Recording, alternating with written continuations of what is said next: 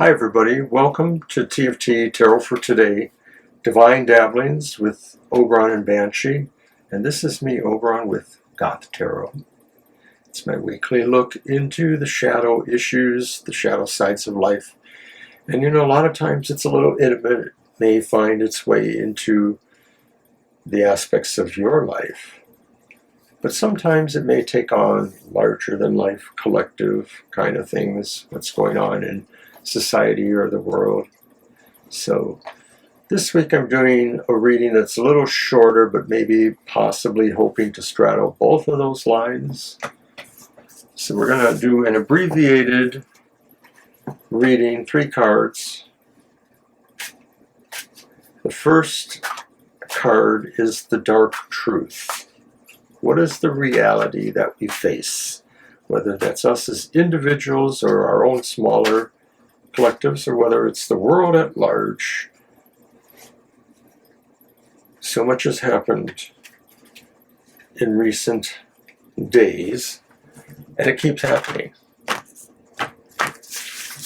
So we're going to look into dark matters here, see what's really the dark truth.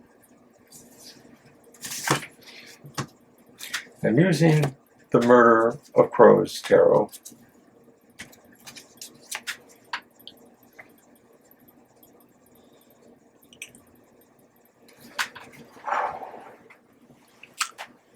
It's the reversed Queen of Swords.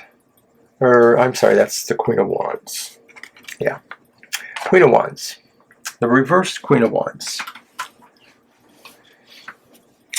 Well, the dark truth, I suppose, could be a couple of things. When I think of the opposite of the Queen of Wands, normal energy, I think of somebody who's maybe a phony, overly flamboyant, overly confident, overly pushy, demanding, kind of rude and arrogant. I don't know that these qualities apply to a specific woman as indicated in the card. It could be anybody. But as a general idea, the dark truth maybe suggests that there's, I won't say deception so much as there's glamours going on that are negative glamours. Glamours meant to, and that's, that's really the definition of a glamour, is it's sort of trickery. It's something that's trying to fool you.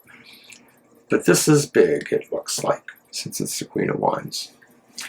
So moving on then to the next deck, the Ghost Tarot for our position, the Dark Sacrifice. What do you need to consider changing or giving up? What no longer serves the purpose of value in your life? But when you think about it, a sacrifice is really giving up something you don't want to give up for the promise of something better, or sometimes for no promise at all, but just because those circumstances mean it's the right thing to do. So I'm using the Ghost Tarot because, of course, some of the imagery does give us a clue into that idea of sacrifices.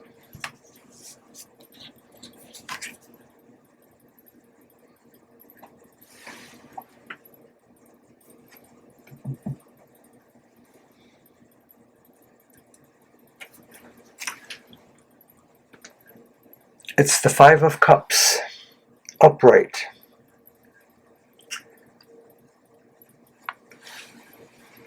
We have to maybe let go of the idea of our own personal sorrows or sacrifices, because number one, we're all going through that.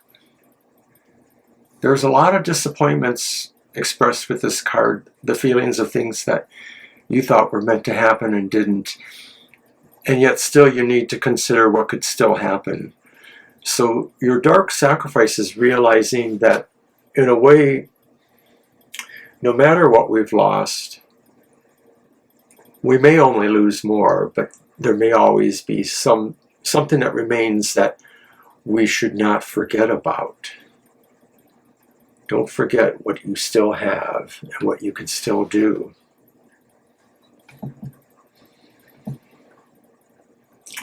So the final card of this triangle is the Dark Redemption, which I draw from the Crow's Magic Tarot, our venerable deck here at Goth Tarot. And the idea behind the Dark Redemption is, what is it? It's taken it a step further than the sacrifice, perhaps, but it is what can or will be achieved by this work that you're doing. Understanding or accepting the dark truth, because no one cannot accept the reality of an evil or false glamour that wants to be in charge of everything.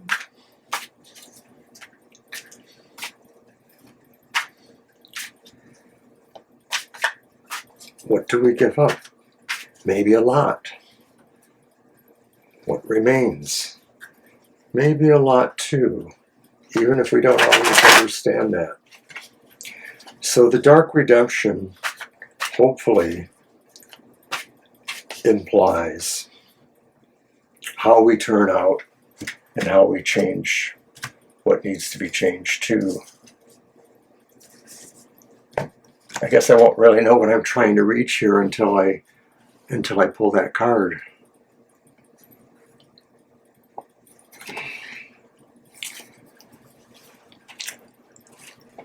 It's the High Priestess reversed.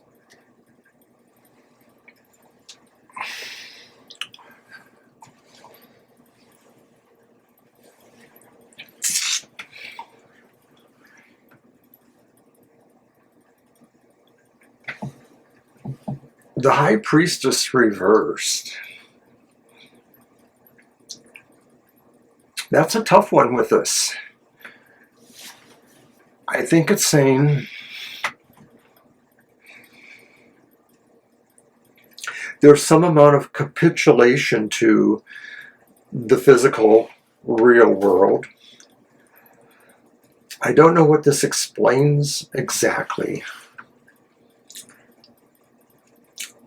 I could see where this could be talking about people who normally are a little bit invisible or hidden or intuitively moving through the world. That could be people like witches, pagans, mystical people in general. I'm not so sure that that's what it is, but this is Goth Tarot, and our audience tends to move that way. Your Dark Redemption could lie in a balancing of the intuitive forces and the normal physical material forces, and yet still I don't feel there's a clear winner here. It almost sounds like assimilating to some degree, and I don't feel that's exactly the right answer.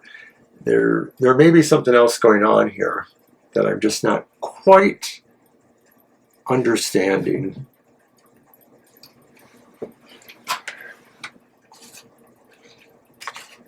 So I'm going to move on to our oracle and hopeful shadow work.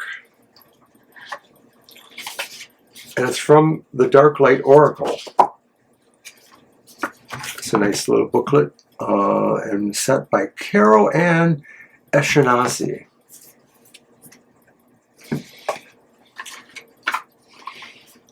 The path to light lies through the darkest shadows. Well, that's something that we here at Goth Tarot should be able to relate to.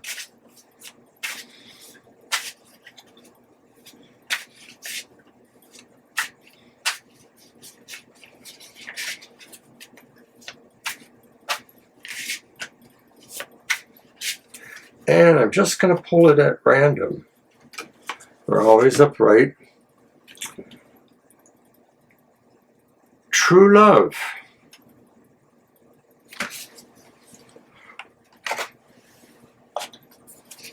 Number 37.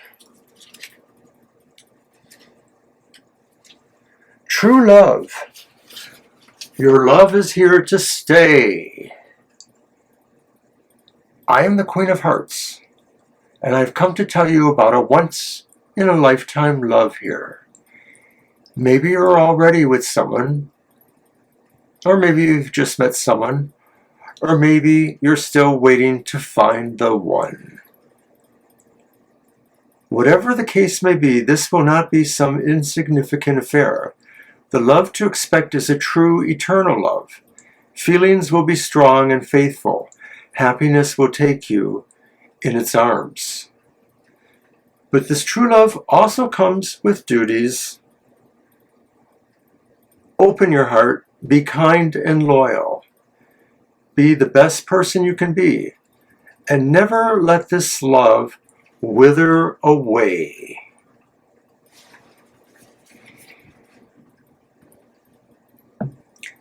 I open my heart to welcome true love. I am ready now for this once-in-a-lifetime love.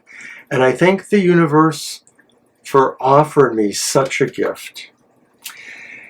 And I'm looking at this in context because the context was really talking about some maybe kind of different stuff. But yet what really resolves most problems is love in a way. And so maybe this is a metaphor for saying we have to keep trusting the world and finding something unique to love about it to keep pushing us towards a better outcome for everyone. There's a lot of polarity.